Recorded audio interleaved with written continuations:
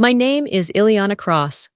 I'm the second daughter, the one who always knew how to smile quietly, blend in politely, and be forgotten without anyone having to say it out loud. I showed up to my sister Callista's birthday party the way I've shown up my entire life. On time, dressed appropriately, carrying a thoughtful gift and not expecting much. And still, somehow, it wasn't enough. They had me seated by the cooler, next to the trash bags. The kind of placement you give to someone you only half remember invited. No name tag, no hello from my parents, just tight smiles and the sharp clang of wine glasses clinking for someone else's toast. Then came Callista's moment. Microphone in hand, sequins flashing under the fairy lights, she raised her glass and toasted herself like a queen addressing loyal subjects. And right before she set it down, she added with a smirk, "Let's not forget my baby sister Ileana, who's always been great at folding chairs." They laughed, everyone. Even my father chuckled like it was harmless. I didn't laugh. I smiled, the way you do when you're bleeding pride behind your teeth. But let me ask you something. What happens when the woman they all dismissed turns out to be the one who signs their paychecks? What happens when the useless sister is the one who owns everything they brag about? Stay with me. Let me show you what happened before I said the words that silenced an entire backyard. I stayed seated near the cooler, where the condensation from the water bottles soaked through the plastic tablecloth and dampened my sleeve. No one noticed. No one asked me to move. Across the yard, Callista floated from group to group, soaking up compliments like sunlight, her laughter rehearsed and polished. The gold birthday queen sash hugged her waist like it had been designed just for her. Maybe it had. The backyard was a curated performance. White and gold linen on every table, champagne towers, a live string quartet in the corner. It looked like a spread from a lifestyle magazine. And yet somehow I still smelled like plastic lawn chairs and lemon-scented garbage bags. That's where they'd put me, on the outskirts of elegance. A woman in a sleek jumpsuit leaned down beside me. "Aren't you Callista's assistant or something?" she asked, squinting. I gave her a polite nod and turned back to my glass. I didn't correct her, because this wasn't new. This wasn't unique to tonight. This was just the latest installment in a long, ongoing saga of quiet exclusions and swallowed pride. I'd been sidelined my whole life, disguised as practical, dependable, the one who didn't need attention, who didn't need anything. I looked across the lawn and saw the photo display. A golden string held dozens of framed memories. Callista's ballet recitals, her college graduation, her wedding, even her first marketing award. There wasn't a single photo of me, not one. It was as if I'd never been born. Sometimes I used to wonder if I'd been adopted, if some clerical error in the hospital had landed me in the wrong family. That's how far removed I'd always felt. I wasn't rebellious. I wasn't difficult. I was just invisible. The kind of child you only notice when they're not around to take out the trash. I remember when I was 12, and Callista had her ballet recital. The same day as my birthday, my mother decided we'd combine the celebrations. What that meant was, Callista got applause, I got a shared cake. She twirled an ivory tool while I stood in a hand-me-down lavender dress that smelled faintly of mothballs. Everyone complimented her grace. No one asked why my dress dragged awkwardly on the floor. That year, someone brought her flowers. I got a wrapped book with a torn corner and a price tag still on the back. When it was time for the group photo, I stood next to her, hoping for a moment of acknowledgement. My mother frowned. "Honey, can you move to the side? The lighting's better without you blocking it." She didn't see how long I stood there afterward, pretending to admire the dessert table, pretending not to blink too fast. That wasn't the last time. In high school, Callista got tutoring and weekend dance workshops. I got told to vacuum the living room and stop asking for rides. At 18, she was given a new Jeep with a red bow. I got a graduation card that read, "We hope you find your path soon." I did find my path. They just never looked far enough to see it. Back in the present, I watched as Callista's coworkers raised glasses and toasted to her visionary leadership. One man even called her the golden girl of the marketing division. I nearly laughed. She wasn't even the one who led that campaign. But it didn't matter. She looked the part. That was always enough. A server walked by with a tray of mini crab cakes. I took one and thanked her. She looked surprised, then smiled gently. Probably the first thank you she'd gotten all night. It's strange how you can stand in the middle of people who know your name and still feel completely invisible. Even as an adult, I held on to this quiet hope that if I accomplished enough, if I succeeded without asking for anything, they'd notice. That one day I'd walk into a room and someone in my family would finally see me. Not for how helpful I could be, not for how quiet I stayed, but for who I actually was. That moment had never come, until tonight. I shifted in my seat, the metal legs creaking beneath me. For a moment, I let myself feel it, the quiet ache that had followed me for 3 decades. Not just the ache of being overlooked, but the ache of knowing they never once wondered what I might have been building in the dark. Because I had been building something, quietly, carefully, strategically, not for them, not to be seen, but because I knew, one day, they would. Because I had been building something, quietly, carefully, strategically, not for them, not to be seen, but because I knew, one day, they would.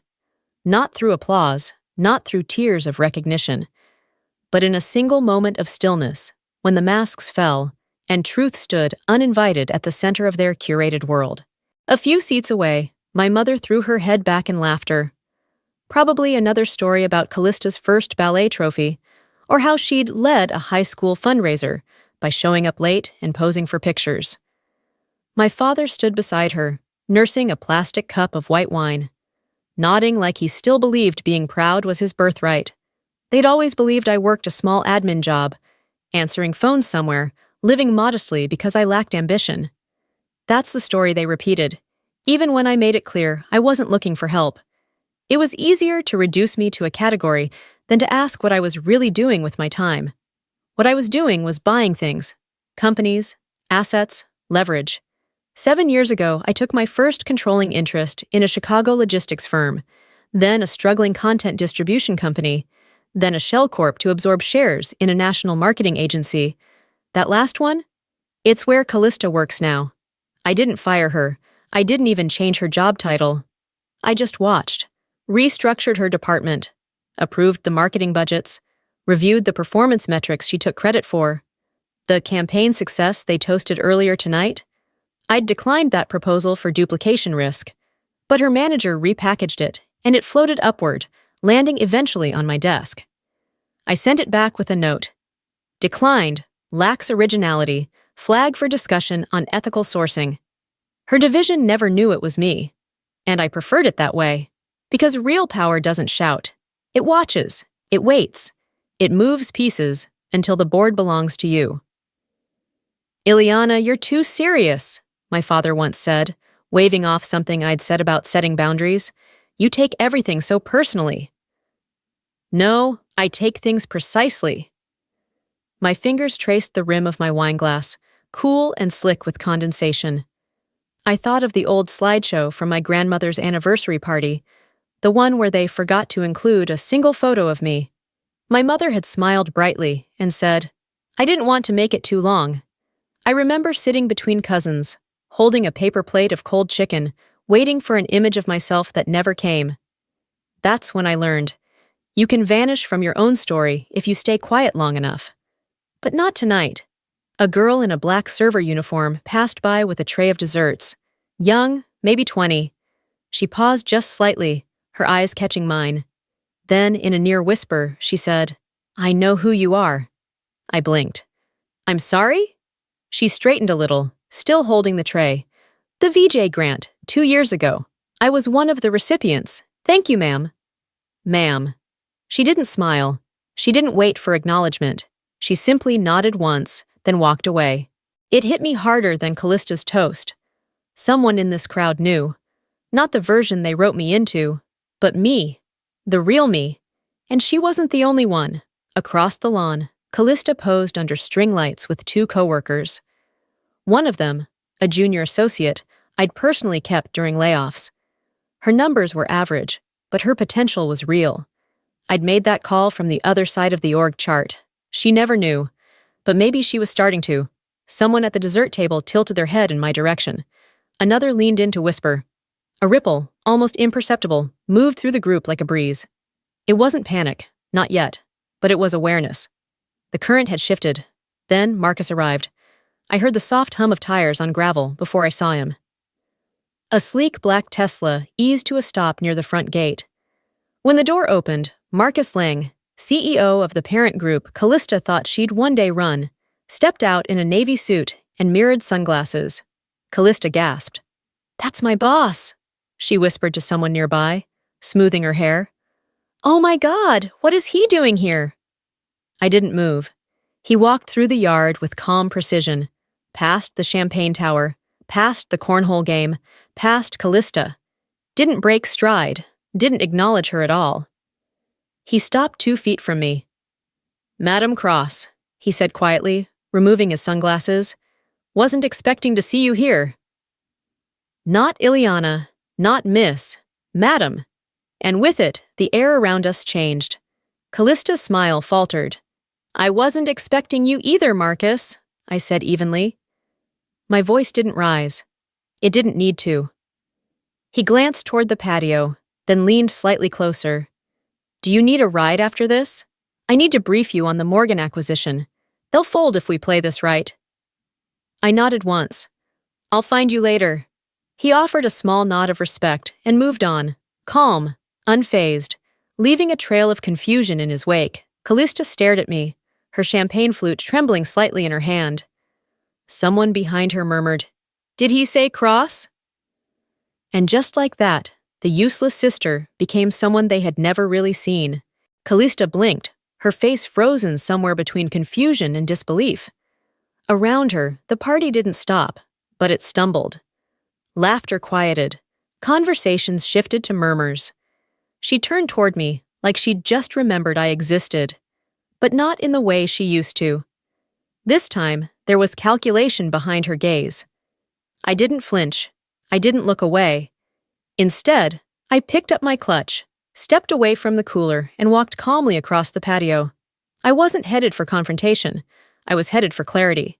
Marcus's presence had cracked the surface. What came next would shatter it. My father intercepted me before I reached the dessert table, a burger in one hand and a solo cup in the other. "Well, look who's still playing secretary," he said, glancing at my flats like they were confirmation of my status. "Callista says, you're, what was the word? Comfortable. Comfortable in your little role." I tilted my head, letting the comment pass without acknowledgement. He bit into the burger like the moment meant nothing. "You know, I helped your cousin get a grant last year. Used your LLC. Women-owned. Looks good on paper." I blinked once. "You used my business name for a grant?" "Relax," he laughed. "You weren't using it. It was for family." No apology. Not even awareness. "You used my identity again," I said quietly. "You always were sensitive," he muttered. "That's why people overlook you." I leaned in slightly, just enough for my words to hit clean. "I don't get overlooked. You choose not to see me." Then I walked past him, slow, deliberate, unshaken. Callista's voice rang out again near the fountain, louder than it needed to be. She was retelling the same story, the campaign she claimed as her own. "They said I think like a CEO," she laughed. "Said I see the big picture." Yes, I remembered that campaign. It had landed on my desk weeks earlier, recycled from another firm, risky, unoriginal. I'd declined it, on the record. Her version had been scrubbed, renamed, repackaged, still hollow, and now she was building her rise on it. I stood by the drink table and watched the show unfold. My mother clutched her pearls. My aunt smiled like this was another pageant. Callista raised her glass again, still confident, still ignorant. Marcus stepped beside me. "Do you want to do it now?" he asked quietly. I shook my head. "Just one moment." I walked to the long serving table, past the shrimp cocktail and deviled eggs, and placed a thick manila envelope on the white linen. Callista's eyes locked on it. "What's that?" she asked, her voice still laced with false brightness. I didn't raise my voice. "Proof," I said. She stepped closer. I didn't open the envelope. I didn't need to. She knew. Somewhere behind the show, she knew what she'd done. Her hand twitched. You think this makes you better than me? No, I said. It makes me honest. She scoffed. You're just jealous. I smiled slightly, for the first time all night. Then why are you the one trembling? She stepped forward like she wanted to lunge, like she wanted to scream. But the crowd was watching. Not just watching, calculating, reevaluating. The useless sister wasn't useless. She was standing in full light now, and Callista's grip on the narrative was slipping fast. Marcus cleared his throat. Thank you for signing off on the transfer, Madam Cross. It's official. Callista snapped toward him. Transfer? I nodded once. You'll be moving to the Tempe office. Smaller team, fewer spotlights. A good place to reflect. Silence bloomed around us, wide and weighty. Someone coughed. Another adjusted their tie. My mother sat down hard on a nearby chair, her face pale. Across the yard, my cousin Maura was already on her phone, probably Googling the firm's board of directors. I didn't need applause. I stepped forward, just enough for my voice to carry. Every time you called me too quiet, I said, I was building something you couldn't see. And while you were making jokes, I paused. I was signing checks. Then I turned, walked away from the buffet, from the broken image of family they'd tried to preserve. I didn't need their toast. I didn't need their chairs. The crowd didn't gasp, they didn't clap, but they didn't laugh either, and that was enough. I left the manila envelope where it was, beside the deviled eggs and broken illusions. I didn't need to read it aloud. I wasn't there to humiliate anyone. I just wanted the lying to stop. As I walked back toward the edge of the lawn, I passed the folding chair by the cooler, the one they'd saved for me. It was still there, still ugly, still a message. But I didn't even glance at it this time. I walked right past it like it had never mattered, because now it didn't. Behind me, the party stuttered forward, like a skipping record. My father stood stiff, staring at the envelope. My mother clutched her arms around herself like a coat too thin for the truth. Callista didn't say another word. She didn't have to. For once, there were no explanations, no last-minute spin, just stillness. And then, I heard it. A soft clink of a glass being set down. Then another. A chair scraped backward. Someone murmured, I always knew she was the smart one. I didn't turn around to see who said it. I didn't need to. 3 days passed. No texts, no apologies, no recycled excuses about family or miscommunication. Just silence. But this time, it didn't hurt. This time, it felt like peace. Monday morning, I was in the office before my assistant finished her latte. Good morning, Ileana, she smiled, placing a folder on my desk. The Morgan acquisition calls at 10. Your team is prepped. I nodded, slipping on my reading glasses. Thanks. Later that day, during our quarterly meeting, a young intern pulled out a chair beside the window. Would you like to sit here, Miss Cross? He asked. I looked at the seat. It reminded me too much of the plastic one near the cooler. An afterthought. I stepped past it and gently pulled out the chair at the head of the table instead. I think I've earned this one, I said softly. He didn't laugh. He just nodded and helped me adjust it. That afternoon, Marcus stopped by my office. Callista resigned, he said, leaning against the door frame. Said there was a misalignment in leadership values. He smirked. I didn't react. I wasn't surprised. I wasn't even angry. I never wanted to ruin her, I said. I just wanted the truth to matter. It does, he replied, because you made it. Before he left, my assistant brought in a small envelope. No return address. Inside was a folded card. Thank you for seeing someone like me.